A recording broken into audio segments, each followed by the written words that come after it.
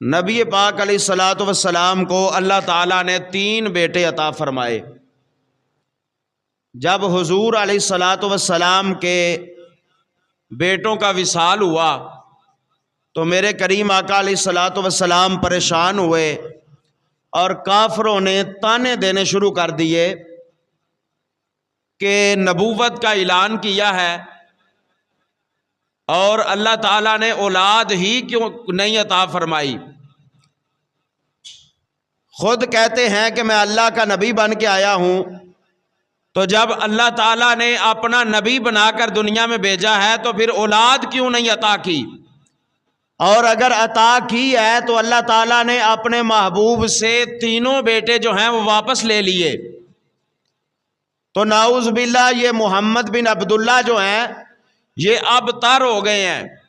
یعنی اس کی اولاد کوئی نہیں ہے، آگے اس کی نسل کیسے چلے گی؟ اس کا ذکر اللہ تعالیٰ نے قرآن مجید میں فرمایا، ان شانیہ کا ہول ابتر۔ فرمایا محبوب یہ جو لوگ کہتے ہیں نا کہ تم ابتر ہو گئے ہو، تمہارے پاس بیٹا کوئی نہیں ہے، تمہاری نسل آگے کیسے چلے گی؟ کافروں نے یہ طعنے دینے شروع کر دیے کہ بیٹا تو ایک بھی پاس نہیں رہا اور محمد کی نسل آگے کیسے چلے گی؟ نعوذ باللہ یہ تو ابتر ہو گئے ہیں۔ تو اللہ تبارک و تعالیٰ نے یہ سورہ کوثر نازل فرمائی اور فرمایا اے محبوب پریشان نہ ہو، ان شانیہ کا ہول ابتر، یہ جو کہتے ہیں نا کہ تم ابتر ہو گئے ہو، تمہاری نسل آگے نہیں چل سکتی،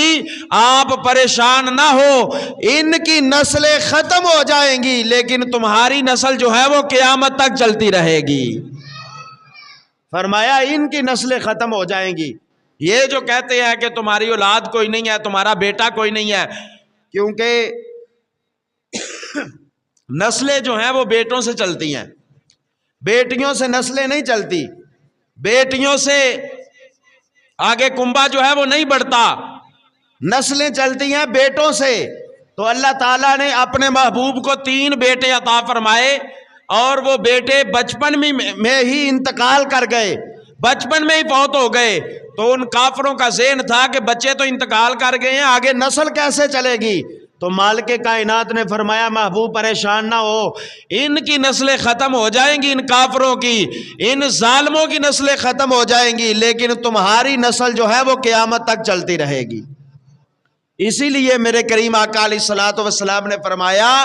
کائنات والوں کی نسل جو ہے ان کے بیٹوں سے چلتی ہے، لیکن مجھے اللہ تعالیٰ نے یہ توفیق عطا فرمائی ہے کہ میری نسل جو ہے وہ میری بیٹی فاطمہ سے چلے گی۔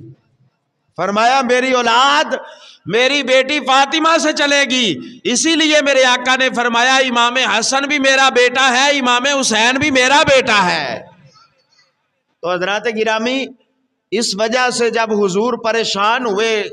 کافروں کی باتیں سن کر تو پھر اللہ تبارک و تعالیٰ نے جناب حضرت جبریل امین علیہ السلام کو بھیجا اور فرمایا کہ جاؤ جا کر میرے محبوب کو لے کر آؤ، آج ہم اپنے یار کی پریشانی کو دور فرما دیں گے، آج انہیں ہم جنت کی سیر کروائیں گے، آسمانوں کی سیر کروائیں گے، آج فرشتوں سے ملاقات ہوگی۔ جب بندہ پریشان ہوتا ہے نا، بیمار ہوتا ہے یا کوئی وجہ ہوتی ہے تو ڈاکٹر جو ہیں وہ کہتے ہیں کہ اس کی ہوا چینج کروائیں، ڈاکٹر مشورہ دیتے ہیں کہ 4 دن اس کو سیر کے لیے بھیج دیں، کہیں دور دراز جائے گا اس کا دل بہل جائے گا اور اس کی پریشانی جو ہے وہ ختم ہو جائے گی۔ تو پھر اللہ تعالیٰ نے فرمایا اگر دنیا کا کوئی بندہ ہو وہ سیر کرنے کے لیے کبھی کسی ملک جائے گا، کبھی کسی ملک جائے گا، کبھی کسی علاقے میں جائے گا، کبھی کسی علاقے میں جائے گا، اے محبوب لوگ سیر کرنے کے لیے زمین کی سیر کریں گے، لیکن تجھے رب نے یہ شان عطا فرمائی ہے مجھ سے تیری پریشانی دیکھی نہیں جاتی، آؤ میں تمہیں دنیا کی بھی سیر کرواتا ہوں، آؤ میں تمہیں آسمانوں کی بھی سیر کرواتا ہوں، آؤ میں تجھے سدرۃ المنتہا کی بھی سیر کرواتا ہوں، آؤ میں تمہیں جنت کی بھی سیر کرواتا ہوں، آؤ آج میں تمہیں اپنا عرش بھی دکھاتا ہوں اور اپنا جلوہ بھی دکھا دیتا ہوں۔ تو اس وجہ سے اللہ تعالیٰ نے اپنے محبوب کو معراج کروائی، معراج النبی صلی اللہ علیہ وسلم۔ اللہ تعالیٰ نے اپنے یار کو یہ عظیم معجزہ عطا فرمایا۔ اور پھر دوسری وجہ کیا تھی معراج کی؟ جتنے بھی نبی دنیا کے اندر آئے، ہر نبی یہ اعلان کر رہا ہے کہ لوگوں اللہ کی عبادت کرو، اس ایک خدا کی عبادت کرو۔ جب آگے سے قوم سوال کرتی ہے کہ کیا آپ نے اس اللہ کو دیکھا ہے جس کی عبادت کرنے کے لیے کہہ رہے ہیں، تو پھر وہ نبی کہتے ہیں کہ ہم نے دیکھا نہیں ہے، لیکن اس کی قدرتیں بتاتی ہیں کہ وہ اللہ ایک ہے۔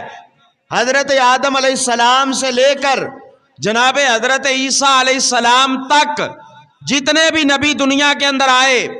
ہر نبی یہ اپنی قوم کو کہتا ہے کہ آؤ اس ایک خدا کی عبادت کرو، آؤ اس ایک خدا کی پوجا کرو، اس کے علاوہ کوئی دوسرا معبود نہیں ہے، اس کے علاوہ کوئی دوسرا الہ نہیں ہے، اس کے علاوہ کوئی دوسرا خدا نہیں ہے۔ جب وہ یہ کہتے تو آگے سے قوم سوال کرتی کہ بھائی جن کی ہم عبادت کرتے ہیں وہ تو ہمیں نظر آتے ہیں، اگر بتوں کی عبادت کرتے ہیں تو بت ہمیں نظر آتے ہیں، اگر سورج کی عبادت کرتے ہیں تو سورج ہمیں نظر آتا ہے، اگر چاند کی عبادت کرتے ہیں تو چاند ہمیں نظر آتا ہے، اگر آگ کی عبادت کرتے ہیں تو آگ ہمیں نظر آتی ہے۔ آپ کہہ رہے ہیں کہ اس اللہ ایک کی عبادت کرو، چلو ہمیں تو نظر نہیں آتا، کیا آپ نے اس رب کو دیکھا ہے؟ تو آگے سے نبی کہتے ہیں کہ ہم نے دیکھا نہیں ہے، لیکن اس کی قدرتیں بتاتی ہیں، اس نے ہمیں نبی بنا کے بھیجا ہے، لہذا اس ایک خدا کی عبادت کرو۔ لیکن جب اللہ کے محبوب کی باری آئی تو رب کائنات نے اپنے یار کو معراج کی رات اپنے پاس بلا کر اپنا دیدار کروا کر بھیجا اور فرمایا اب جا کے اعلان کرو کہ قل هو اللہ احد، اس ایک خدا کی عبادت کرو۔ اگر لوگ پوچھیں کہ اس ایک خدا کو دیکھا ہے تو اے کملی والے آپ بتا دیجئے گا کہ میں معراج کر کے اپنے یار کو دیکھ کر آیا ہوں،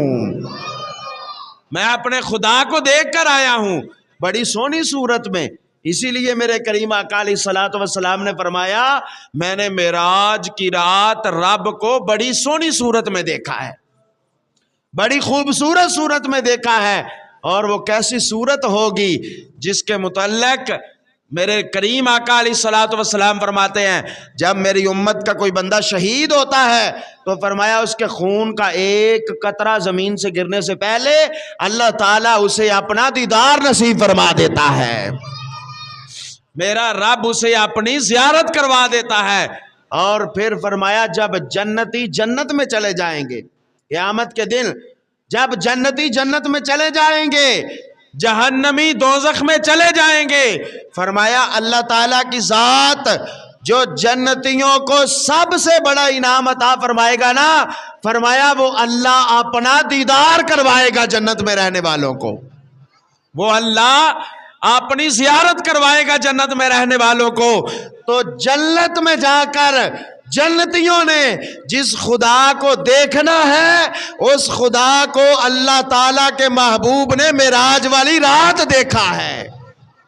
معراج کی رات میرے کریم آقا اس خدا کو دیکھ کر آئے جس خدا کو جنتی جنت میں جا کر دیکھیں گے، قیامت والے دن جا کر دیکھیں گے۔ دوسری وجہ یہ تھی کہ جب آپ دنیا میں جا کر اعلان کرو کہ اس ایک خدا کی عبادت کرو تو جب لوگ پوچھیں کہ کیا اس ایک خدا کو دیکھا ہے تو آپ فرما دیجئے گا کہ میں معراج کی رات اپنے رب کو دیکھ کر آیا ہوں۔